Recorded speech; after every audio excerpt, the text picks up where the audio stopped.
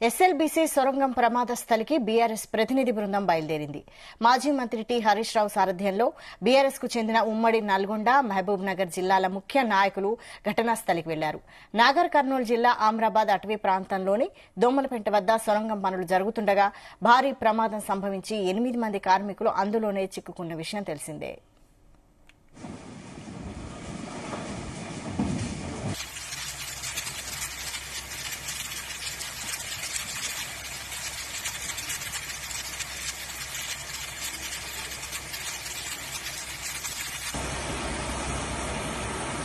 Till here you can see the water is going down, but here is the typical area where the maximum devastation has taken place.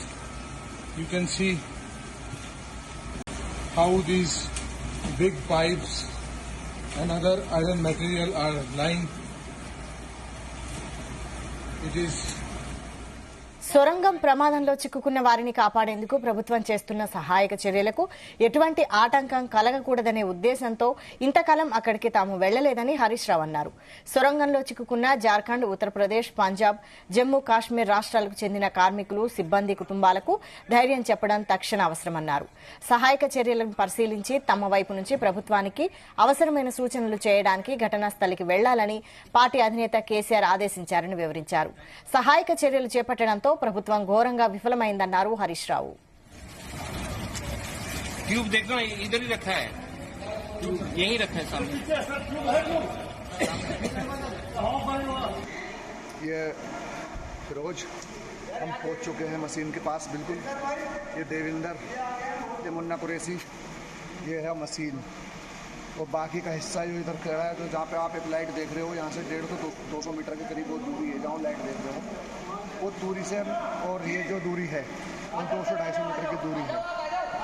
और हम यहाँ पर ये भंगार पड़ा है, जितना किसी भंगार पहुँचते हैं जहाँ पे लैंडस्लाइड हुई है, हम बिल्कुल एग्जैक्ट बिल्कुल उसी मशीन के पास खड़े हैं. जो we will try our best to see that those 8 people can come. Yes, we will try our best, but at the same time, project is to be completed. A lot of in these difficult works, such things happen. Such thing happens.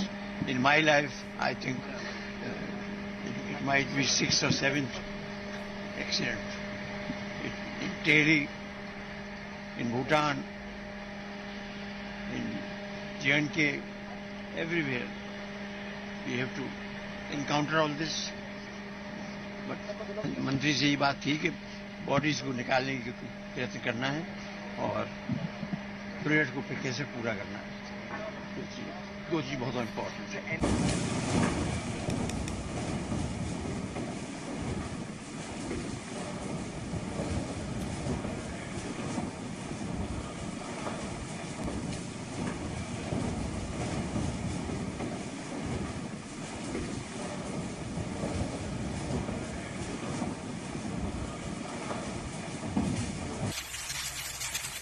ఇదే అంశంపై మరిన్ని details మా bureau chief Narender అందిస్తారు. నరేందర్.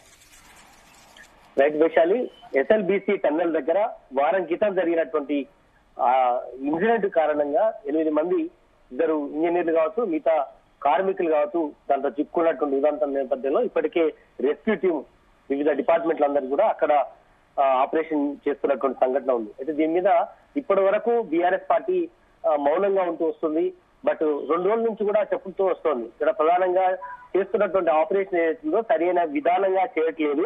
అక్కడికి BRS party అనుచరులు కావచ్చు, లీడర్లు కావచ్చు, పెద్ద ఎత్తున అక్కడికి వస్తే ఆ రెస్క్యూ టీం కు ఇబ్బంది అవుతుందనే ఉద్దేశంతో మేము అక్కడికి వెళ్ళలేకపోయామని కూడా హరీష్ రావు నిన్న కూడా చెప్పడం జరిగింది.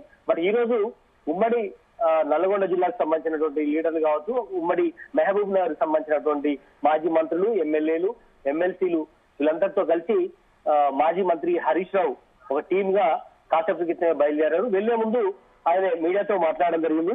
ఎస్ఎల్బీసీ సంఘటన అనేది దురదృష్టకరమైన సంఘటన అయినప్పుడు కూడా వాళ్ళని రక్షించాల్సిన అవకాశం ఉన్నా చేయట్లేదు ఈ రాష్ట్ర ప్రభుత్వం.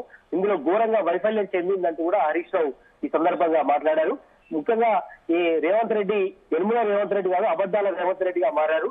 చాలా నిందలు బీఆర్ఎస్ మీద వేస్తున్నటువంటి సందర్భం చూసాం తప్ప ఎక్కడ కూడా వాళ్ళను కాపాడే ప్రయత్నం జరగట్లేదు. వాస్తవానికి వాళ్ళు చాలా మంది కూడా బయటికి రావడానికి అవకాశం కూడా ఉంది, కానీ చేయడంలో ఘోరంగా విఫల్యమైంది కూడా చెప్పడం జరిగింది. ఏజెన్సీల మధ్య సమన్వయ లోపం ఉంది.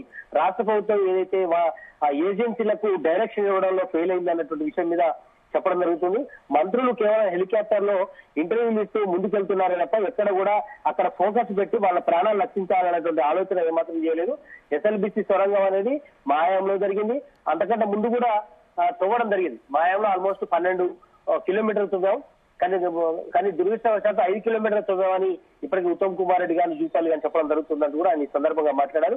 మొత్తానికైతే ఈ ఆరోపణలు ప్రత్యేక ఆరోపణలు పక్కన పెట్టి ఖచ్చితంగా కూడా రాష్ట్ర ప్రభుత్వం వాళ్ళని రక్షించే విషయం మీద ఏజెన్సీలతో కోఆర్డినేట్ చేసుకోవాల్సిన అవసరం ఉందని కూడా చెప్పడం జరిగింది. అందుకని మేము సహాయ చర్యలు చూసేందుకు అక్కడికి వెళ్తున్నాము, ఎక్కడ ఎలాంటి రాజకీయం లేదని హరీష్ రావు చెప్పిన నేపథ్యంలో ఆ టీమ్ గా వెళ్ళడం జరిగింది. దాదాపు ఇంకో 2 గంటల సేపట్లో అక్కడికి వెళ్లే అవకాశం ఉంది. అక్కడికి వెళ్ళిన తర్వాత వీళ్ళని అరెస్ట్ చేస్తారని ఒక ప్రచారం అయితే జరుగుతుంది. ఇప్పటికే పోలీసులు పెద్ద ఎత్తున ఎస్ఎల్బిసి ఎంట్రీ దగ్గర పోలీసులు కావచ్చు, అదేవిధంగా మీడియాను వీళ్ళందరూ కూడా రిస్ట్రిక్ట్ చేస్తున్నట్టుగా సమాచారం ఉంది. ఇప్పటికే అక్కడ మీడియా కూడా ఎప్పటికప్పుడు రాష్ట్ర ప్రజలకు కావచ్చు, దేశ ప్రజలందరూ కూడా ఈ విషయాన్ని చెప్పే ప్రయత్నం చేస్తోంది. అయితే ఇప్పుడు బీఆర్ఎస్ ప్రతిపక్ష పాత్ర ఉంది కాబట్టి ఖచ్చితంగా ఆ లీడర్లను ఎవరు కూడా అక్కడికి రావద్దనేటువంటి ఉద్దేశంతో పోలీసులు పెద్ద ఎత్తున మోహరించినట్టు కూడా బీఆర్ఎస్ లీడర్ చెప్తున్నారు. బట్ ఏవైపుగా ఎస్ఎల్బిసి దీనికి సంబంధించి ఒక అఖిలపక్షాన్ని ఏర్పాటు చేసి దీని మీద నిర్ణయం ప్రకటిస్తే బాగుందని కూడా ఇప్పటికే లీడర్ చెప్తున్నారు.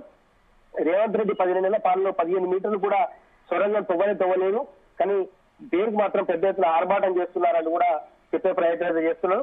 మొత్తానికైతే ఈ ఎస్ఎల్బిసి కొంత కాంగ్రెస్ హయాంలో కంటే బీఆర్ఎస్ హయాంలో ఎక్కువ నిధులు ఖర్చు చేసిన విషయాన్ని మర్చిపోతున్నారని కూడా ఈ సందర్భంగా మాట్లాడారు. కోమటిరెడ్డి ఇష్టానుసారంగా ఏం మాట్లాడుతున్నారో అర్థం కావట్లేదని కూడా హరీష్ రావు ఈ సందర్భంగా మాట్లాడారు. మొత్తానికి సహాయక చర్యలు వేగవంతం చేయాల్సిన అవసరం ఉందని కూడా ఈ సందర్భంగా హరీష్ రావు చెప్తారు. కాసేపటి క్రితం ఇక్కడి నుంచి బయలుదేరి అక్కడికి వెళ్తున్నటువంటి పరిస్థితి మనం చూస్తున్నాం. వైశాలి, అయితే నరేందర్, నిజానికి బీఆర్ఎస్ బృందం ఎస్ఎల్బిసికి వెళ్తే అక్కడ ఇబ్బందులు ఏర్పడే అవకాశం ఉందా? అంటే వాస్తవానికి ఇక్కడికి వెళ్లే సంఘటన నేపథ్యంలో ఖచ్చితంగా అది రాజకీయం చేసేందుకు హరీష్ రావు అండ్ ఆ టీం వస్తున్నారు తప్ప వేరే ఉద్దేశం లేదు. ఇప్పుడు సహాయం చేయాల్సింది ఏజెన్సీలు ఉన్నాయి, వివిధ రకాల ఎన్డీఆర్ఎఫ్ టీం ఉంటది, నావీ ఉంటది, ఆర్మీ ఈ సంబంధించిన సింగరేణికి సంబంధించినటువంటి ఎక్స్పర్ట్ టీం ఉంది. వాళ్ళు ఆ ప్రయత్నం చేస్తున్న సమయంలో ఈ బీఆర్ఎస్ లీడర్ వచ్చి అక్కడ రాజకీయం చేస్తే అక్కడ మళ్ళీ మాటలు ప్రత్యారోపణలు వచ్చే అవకాశం ఉంటుంది. కనుక ఇది ఖచ్చితంగా కూడా తప్పుదో పట్టే విధంగా ఉంటుందని రాష్ట్ర ప్రభుత్వం సంబంధించినటువంటి పెద్దలు చెప్తున్నటువంటి పరిస్థితి. ఇప్పటికే మంత్రులు కోమటిరెడ్డి వెంకటరెడ్డి గాని, ఉత్తమ్ కుమార్ రెడ్డి, జూపల్లి కృష్ణారావు విడుదల వారీగా అక్కడికి వెళ్లి పర్యవేక్షిస్తున్నటువంటి పరిస్థితి ఉంది. బట్ లోపలికి మాత్రం సహాయ చర్యలు చేస్తున్నప్పటికీ కూడా వాళ్ళని రక్షించే పరిస్థితి లేదన్నటువంటి ఇండికేషన్ అయితే ఇప్పటికే బయటకు చెప్తున్నటువంటి పరిస్థితి ఉంది. ఏదైనా కూడా అక్కడ జరుగుతున్నటువంటి ఘటన మీద ఏం చేయాలో సలహాలు ఇవ్వడానికి వెళ్తుంది తప్ప ఎక్కడ ఆటంకాలు లేదు, మేము సరైనటువంటి గైడ్ చేయడానికే వెళ్తున్నాం, అన్ని విషయాలు కూడా అక్కడ మరోసారి మాట్లాడతానని కూడా హరీష్ రావు చెప్పారు. Right, thank you Narender.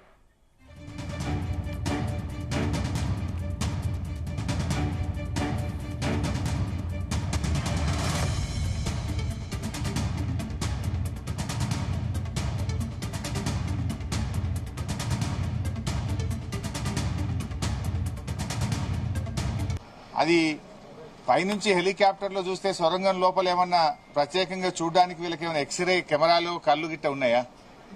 ఆ హెలికాప్టర్ల చక్కర్లు కొట్టుడు, టీవీలో ఇంటర్వ్యూలు ఏందో నాకైతే అర్థం కాలేదు. ఇప్పుడు మీరు కనీసం ఇలా 5 రోజులు అయింది, ప్రతి నిమిషం కూడా చాలా ముఖ్యమైనటువంటిది. వారి ప్రాణాలు కాపాడడానికి ఒక్కొక్క నిమిషం, ఒక్కొక్క క్షణం కూడా చాలా విలువైనటువంటిది.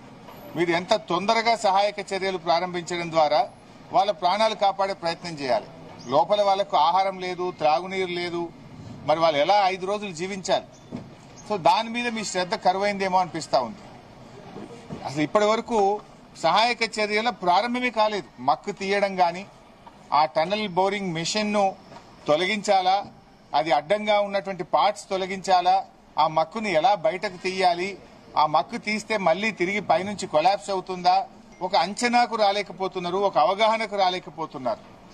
సో ఈరోజు మా మహబూబ్ నగర్ మరియు నల్గొండ జిల్లా మాజీ మంత్రివర్యులు, మాజీ శాసనసభ్యులు, శాసన మండలి సభ్యులు, పార్టీ సీనియర్ నాయకులు అందరం కలిసి అక్కడికి వెళ్లి మరి ఎవరైతే బాధిత కుటుంబాలు ఉన్నాయో వారికి ఓదార్చడానికి, వారికి ధైర్యం చెప్పడానికి, మరి ప్రభుత్వ సహాయక చర్యలు నిజంగా ఎలా జరుగుతున్నాయో కరెక్ట్ గా చేస్తున్నారా లేదా, మాకుండే అనుభవాన్ని మాకుండేటువంటి ఆలోచనలు కూడా వీలైతే త్వరితగతిన వేగవంతంగా సహాయక చర్యలు జరపడానికి మా యొక్క సూచనలు కూడా అందించాలనే ఉద్దేశంతో బీఆర్ఎస్ పార్టీ బృందం మేము అక్కడ బయలుదేరి వెళ్తున్నాం.